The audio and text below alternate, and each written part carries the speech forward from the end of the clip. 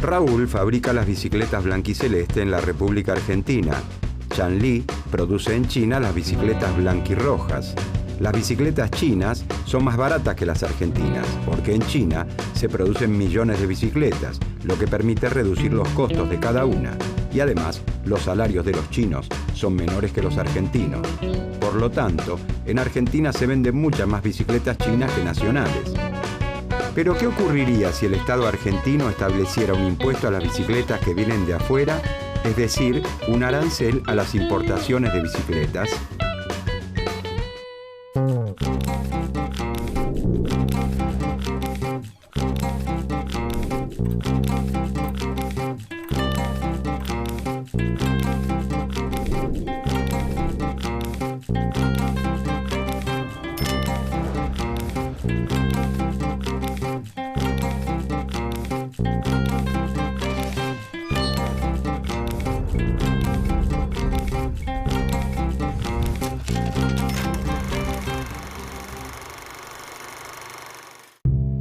El mercantilismo no es una escuela de pensamiento económico.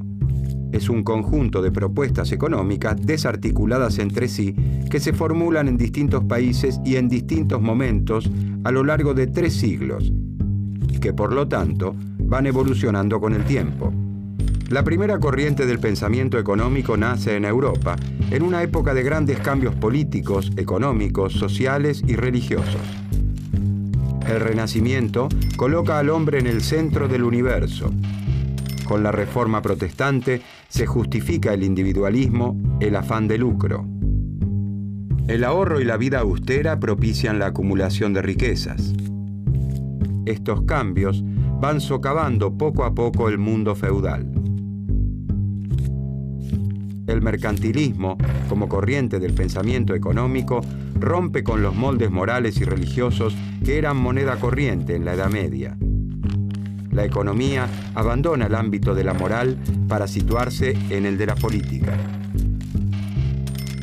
Los mercantilistas son grandes mercaderes autodidactas, miembros de la corte o funcionarios de las compañías de comercio coloniales con preocupaciones eminentemente prácticas. Su principal interés es dilucidar cómo aumentar el poderío y bienestar del reino. Y el aumento en el poderío del reino depende de que crezcan las ganancias de los capitalistas comerciales, aseguran. Estos pensadores van elaborando una serie de recomendaciones para promover el bienestar de sus respectivas naciones, considerando al comercio exterior como la gran fuente del progreso.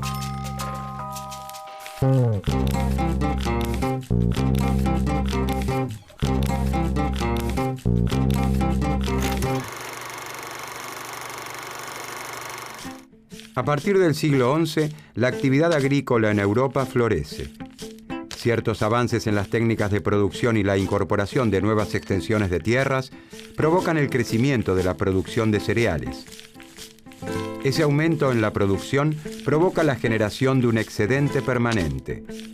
Es decir, la producción comienza a superar de modo permanente el consumo de la población. Ese excedente comienza a comercializarse en el mercado. Los señores feudales se enriquecen y con esa riqueza compran bienes de lujo de Oriente, especias, sedas, tinturas. Los mercaderes son viajantes de la Edad Media que traen los más variados productos. Vendedores ambulantes que se arriesgan a las travesías más audaces en busca de especias como el azafrán o el clavo de olor. Los mercaderes compran barato y venden muy caro. Comienzan a obtener abultadas diferencias de la reventa, una ganancia comercial. Aparecen las grandes compañías comerciales. Los capitalistas comerciales se enriquecen y son cada vez más poderosos. Se van constituyendo como clase social, la burguesía. Los artesanos comienzan a recibir encargos de los mercaderes. Las duras disposiciones de los gremios también se debilitan cuando se incorpora la mano de obra rural a la producción industrial. Los agricultores, eternamente ignorados por los gremios, tejen libremente alianzas con los mercaderes. Los mercaderes o capitalistas comerciales ponen en contacto a los productores de determinados bienes, la oferta, y a los que quieren adquirir esos bienes, la demanda.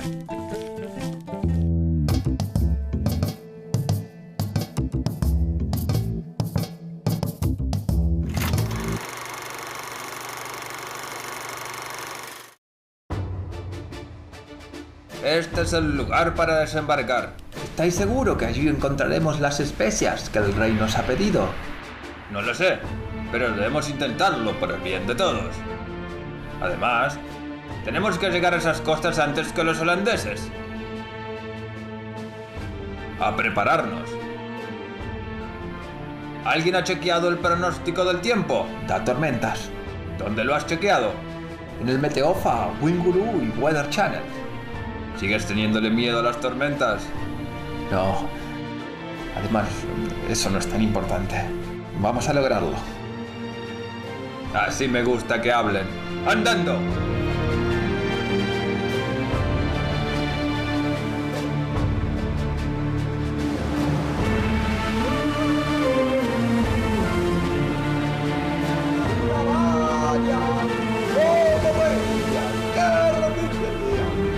¡Llamar a otro elefante! 209 elefantes se balanceaban sobre la tela de una araña.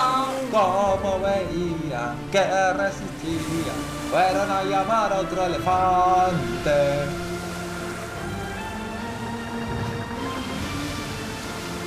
Ya falta poco. ¡Capitán! ¡No aguanto más! ¡Necesito ir al baño! ¡Urgente! ¡Siga remando, marinero! Piensa en todas las cosas que pueda comprar. Será un hombre respetado y rico. Quizás almuerce con Mirta Legrand. Y mujeres. Todas las mujeres que siempre quiso. Y los favores del rey.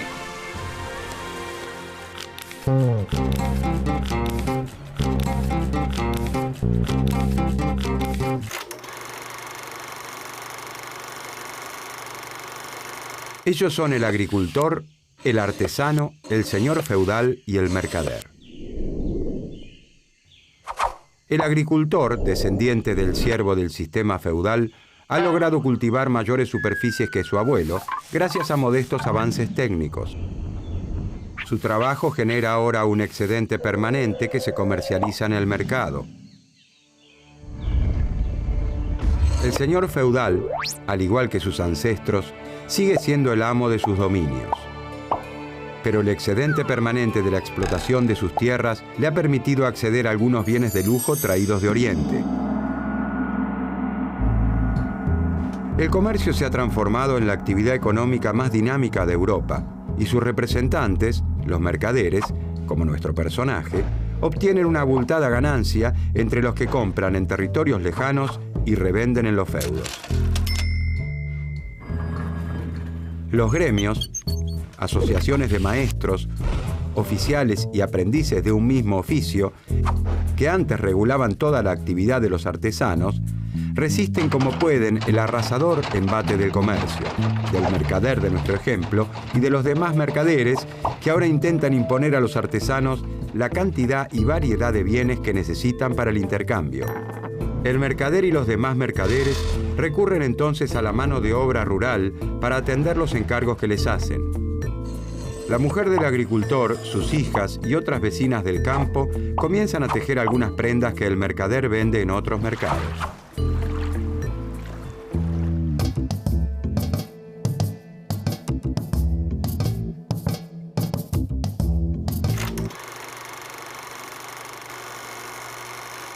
El mercantilismo evoluciona a lo largo de sus 3 siglos de historia. Una de las primeras corrientes fue el metalismo español. Para ese tiempo, la prosperidad de un estado se mide en oro y plata. Los estados europeos viven en guerra y sus arcas se desangran en las retribuciones a los mercenarios que integran sus ejércitos. Es necesario atesorar riquezas, pero las maneras de obtener metales preciosos no son iguales en todas las latitudes. Los reyes católicos en España se dedicaron a la extracción del oro y la plata americanos. Los franceses e ingleses han puesto sus fichas al comercio exterior y la piratería, una manera delicada de llamar a la extracción de metales preciosos de un barco.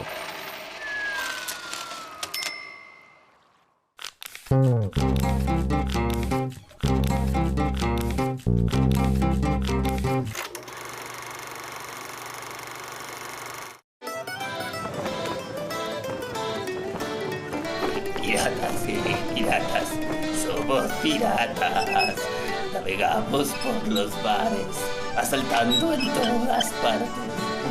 ¿Qué es eso? Parece un barco. ¡Capitán! ¡Barco a la vista! ¿Barco? ¿A dónde? ¿A dónde? No veo. Ahora sí. ¿Un barco? ¿No, papá? ¿No, papá? ¡Un barco francés! Ay, el rey Enrique se pondrá muy contento y sus arcas más aún. ¡Ah! ¡Ah! ¡Ataquemos por Inglaterra! ¡Ah! ¡Ah!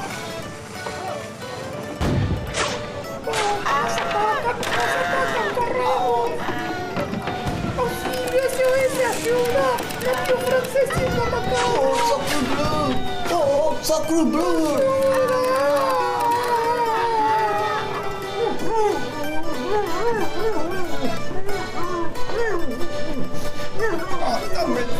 ¡Dame todo!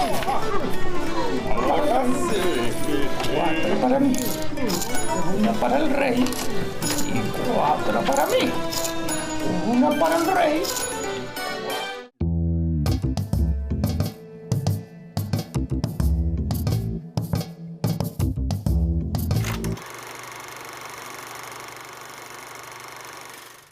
A principios del siglo XVII se comienza a alentar en Francia la producción local de manufacturas reales, productos de lujo como tapices, cristales o porcelanas.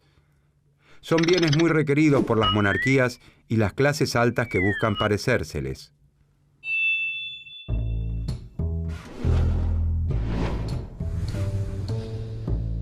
Como ahora se los produce en el país, ya no es necesario importarlos y se reduce la salida de metales preciosos. Pero además estos bienes de lujo se venden a un precio muy superior al de las materias primas con las que son elaborados. Por lo tanto, su venta genera una mayor riqueza. Si además se logra exportarlos, el efecto es aún mayor. No conviene exportar lana de oveja, sino transformarla en hilados y tejidos y venderlas a un precio mayor. En cambio, se estimulará la importación de materias primas para que se produzcan, internamente con ellas, bienes elaborados. En Inglaterra se dictan las leyes de navegación, donde se establece que todas las mercaderías de ese país deben ser trasladadas únicamente por buques ingleses. Para medir el alcance de la política de venderles a otros países más de lo que se les compra, los mercantilistas analizarían la balanza comercial.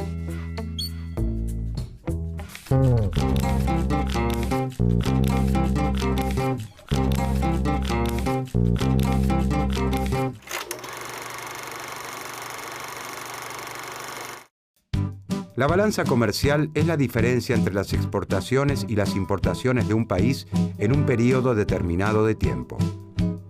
Si las exportaciones son superiores a las importaciones, esto es, si se le vende a otro país más de lo que se le compra, ingresa más oro del que sale y por lo tanto el reino se enriquece. Pero para que la balanza comercial sea positiva, es necesario, de acuerdo a los mercantilistas, defender la industria nacional, regulando el ingreso de mercaderías del extranjero. A esta política se la conoce como proteccionismo. Se entiende por proteccionismo la defensa de la producción nacional y la regulación del ingreso de mercancías. El proteccionismo busca reducir las compras a través de la sustitución de importaciones de bienes elaborados. Como vimos, la producción local de bienes, como en el caso de las manufacturas reales o la aplicación de aranceles a la importación, desalientan las compras del exterior.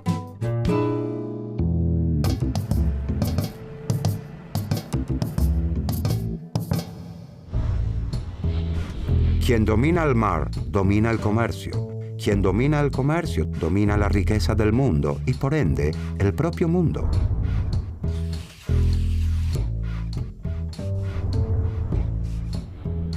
Es necesario restablecer o crear todas las industrias, incluso las de lujo, organizar a los productores y a los comerciantes en corporaciones, desarrollar a las colonias y atarlas comercialmente a Francia.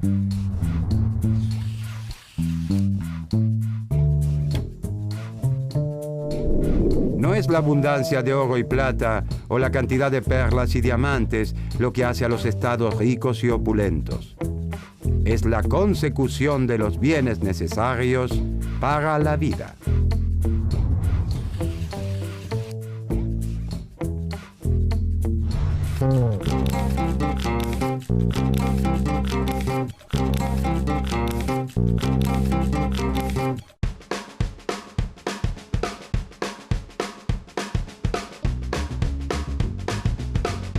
Por una serie de factores que reducen los costos de producción, como las tecnologías utilizadas y los menores salarios chinos, las bicicletas blanquirrojas que fabrica Chanli en China son más baratas que las blanquiceleste que fabrica Raúl en Argentina. A la industria nacional de bicicletas le resulta difícil crecer y hasta sobrevivir, ya que no puede competir con la industria china. El Estado argentino determina entonces que las bicicletas que vienen de afuera, las importadas, deben pagar un impuesto llamado arancel a las importaciones. El arancel hace que las blanquirrojas que fabrica Chanli pasen a ser tanto o más caras que las blanquiceleste que fabrica Raúl. A partir del arancel, algunos ciclistas argentinos elegirán la blanquiceleste nacional a la blanquirroja china.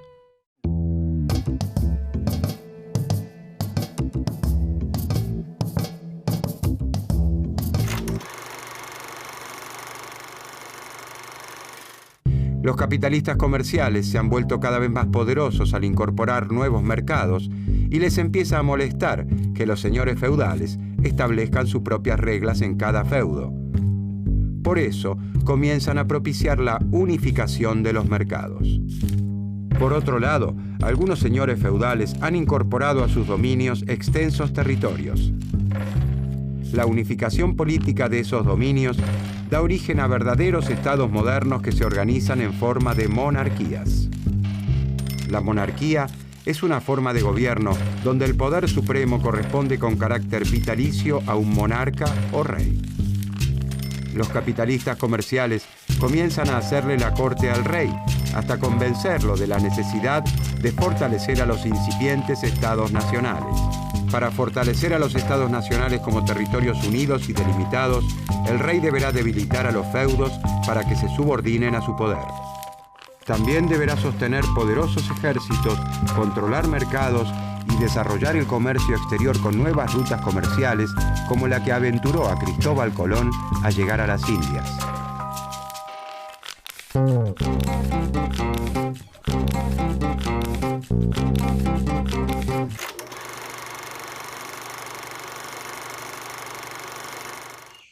Ellos son el agricultor segundo, el artesano segundo, el capitalista comercial segundo, el señor feudal segundo y el rey primero. El señor feudal segundo, a diferencia de su tatarabuelo, ya no es amo de todos sus dominios. En su afán expansionista, los señores feudales se han visto en la necesidad de unirse. Esa unión ha sembrado la semilla de los estados modernos, donde el señor feudal segundo y sus colegas, para unificar el poder, han tenido que subordinarse a la autoridad de un rey. Aparecen la Francia de Luis XI, la España de los Reyes Católicos, la Inglaterra de Enrique VIII y la monarquía de nuestro rey. El rey primero organiza alrededor suyo una corte. Se rodea de ministros y consejeros que tienen conocimiento de disciplinas diversas. En general, el consejo es siempre el mismo. Hay que declararle la guerra a los vecinos para controlar los mercados y hacerse de oro. Pero mantener ejércitos es muy costoso. El rey primero aumenta los impuestos y solicita préstamos a los capitalistas comerciales, como el capitalista segundo, que han salido a flote con las exorbitantes ganancias de sus compañías navieras. El capitalista segundo ha convencido al rey primero que si prosperan sus actividades por el mundo, mayores ingresos entrarán al Estado. Pero que el Estado además debería intervenir en la economía nacional, prohibiendo la salida de materias primas, regulando la navegación. La actividad del artesano segundo ya no está férreamente regulada por su gremio, pero debe cumplir con las duras exigencias de los mercaderes. El agricultor segundo y su familia trabajan a destajo según el encargo de los mercaderes. Las jornadas de trabajo son extenuantes y ni siquiera puede garantizar la subsistencia, que sus ancestros gozaban con mucho menos esfuerzo.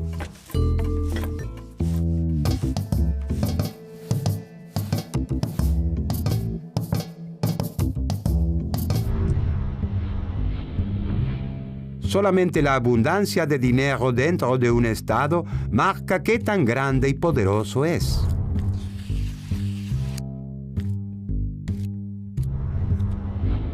En todas las cosas debemos de tratar de sacar todas las ventajas posibles, ya se trate de cosas naturales o artificiales. Y puesto que la gente que vive de los oficios es mucho más numerosa que los que son dueños de los frutos, debemos lo más cuidadosamente posible sostener estos esfuerzos de la multitud, en lo que consiste el mayor vigor y riqueza tanto del rey como del reino, puesto que donde la población es numerosa y las manufacturas buenas, el comercio debe ser grande y el país rico.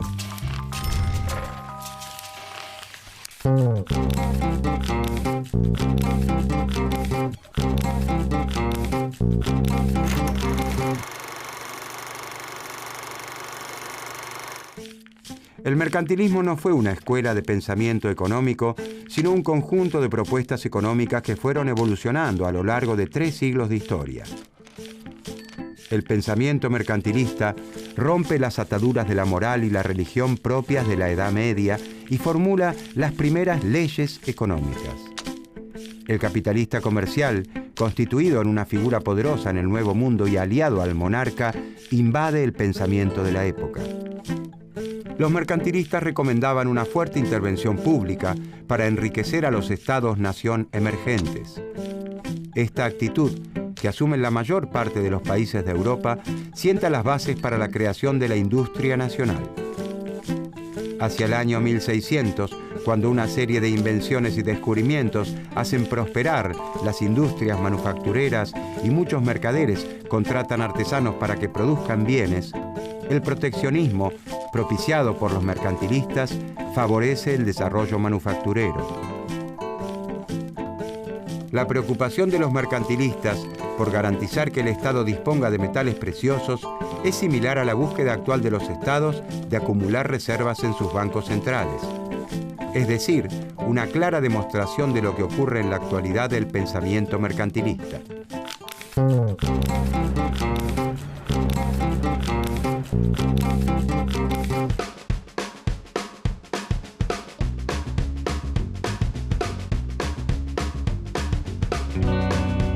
Al cobrar aranceles a las bicicletas importadas, como las blanquirrojas de Chanly, el Estado está protegiendo a las fábricas de bicicletas blanquiceleste de Raúl.